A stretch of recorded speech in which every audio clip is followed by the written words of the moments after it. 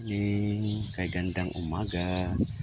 Ayan po yung ating mga alagang manok po. Ayan, ano na po sa umaga, naghahanap na ng kanilang makakain. Ayan, ang ganda ng bulaklak po ng ating santans po. Ayan, ang ganda ng panahon ngayon, maaliwalas.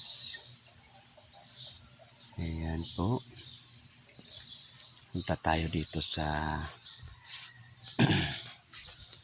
ating mini fish pond. Mamaya ko na po ito kakainin. Ayan, kalutang yung iba, maliliit. Yung ating koi, malaki na. Ayan po yung mga guppy fish, mga gumagalaw na yan, mga guppy fish po yan. Ayan po yung ating koi, malaki na po, nakatago. May mga gurami po yan dyan. Hindi masyado makikita kasi maitim yung kulay nila. Ayan po yung koi. Ayan, nakatago po sila. Ayan po yung kulay orange. 3 years ko na po itong inalagaan. Ito po yung aking tinitingnan pag ako'y gumising. May mga ferns na po dito. Ayan po, ayan. Ginugulay po ito. Ito po yung kanyang talbos.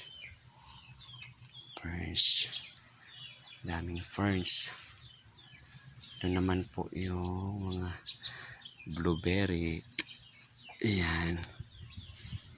Ayan. Ganda na, malamig yung umaga ngayon.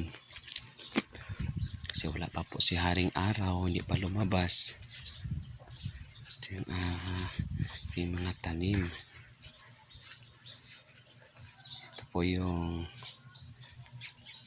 monstera. Laki ng dahon. May tanim din ako ditong loyang dilaw, loyang violet po. Ito po. Loyang violet po yan.